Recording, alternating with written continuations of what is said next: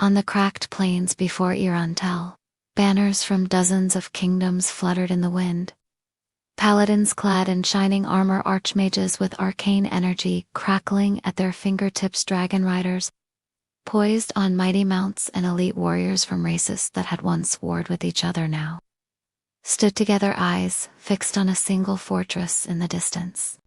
The great tomb of Nazarick, a symbol of fear, of mystery, of death. For years, this fortress had remained sealed, its true nature hidden from the world. But recently, its doors had opened, and a terrible truth revealed itself. The undead legions of Nazarick would stop at nothing to subjugate the world. So this alliance of former rivals had formed with only one goal: to destroy the great tomb and end the threat of the undead legions, once and for all. Their plan was simple: draw out Nazarick's forces, isolate one of the so-called guardians, and eliminate them. Victory through attrition. But as they advanced, the ground shook, and a booming voice echoed across the plains. So the ants have come to die. From the fortress, hundreds of monsters, undead beasts, stitched from legends and nightmares, stepped out, blocking their path forward. Demonic wings blotted out the sun. Claws the size of tombstones scraped against the earth, sending up great clouds of dust.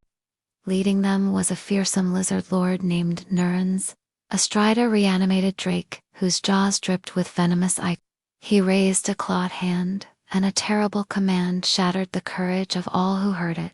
With a roar, the alliance charged forward, paladins leading the way. Clad in divine silver armor, they cut through the ranks of the undead like hot knives through butter, their blades blessed to sever even undead souls.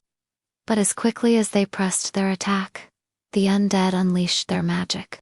Bolts of dark energy lanced out, shattering spells and bones alike. The very air grew cold and deathly still, sapping the strength from those who breathed it in. Still, the paladins pressed on, their courage bolstered by holy magic. They fought not just for themselves, but for the countless souls trapped within Nazarick's walls.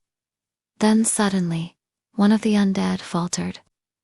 A high elf ranger took her chance, loosed an arrow and struck the creature's chest. It staggered, letting out a gurgling roar that echoed across the plains. For a moment, hope surged through the alliance. Maybe they could win. Maybe they could save the trapped souls. But Neurons let out a blood-curdling screech that broke the moment.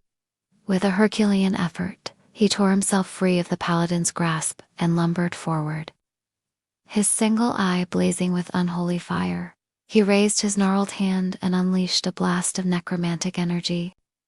The forest fell silent as thousands upon thousands of undead poured out of the fortress, eager to do their master's bidding. Overwhelmed, the alliance stumbled back. Arrows and spells flew wildly, but it wasn't enough. The undead kept coming, wave after wave, until the alliance was forced to retreat into the safety of their camp. Panting, wounded, they huddled around a small fire, tending to their wounds and burying their dead. The stench of decay and death heavy in the air. The battle had been brutal, and they had lost many good warriors. But they had also gained something, a glimpse of hope. They had seen one of the undead falter, even if only for a moment. In Nazarick's war room, Albedo watched the battle unfold through magical means. When Neuron's attack broke the alliance, she allowed a ghost of a smile to touch her lips. "Interesting," she murmured, turning to Ains, who had been watching the scene through a magical display. "Shall I unleash the next piece?" "Not yet," Ains replied, his gaze fixed on the retreating alliance. "I want their desperation to ripen. It will make their defeat more poetic."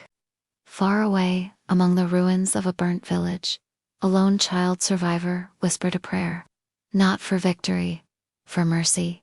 For when the inevitable came and Nazarick's forces descended upon him, all he could do was cry out for a mercy that existed only in fairy tales. And so the game of cat and mouse began, a deadly dance between the forces of good and evil. As the alliance regrouped and prepared to make their next move, Nazarick unleashed wave after wave of horrors, each more terrifying than the last. But the Alliance held, their determination only hardening with each passing day.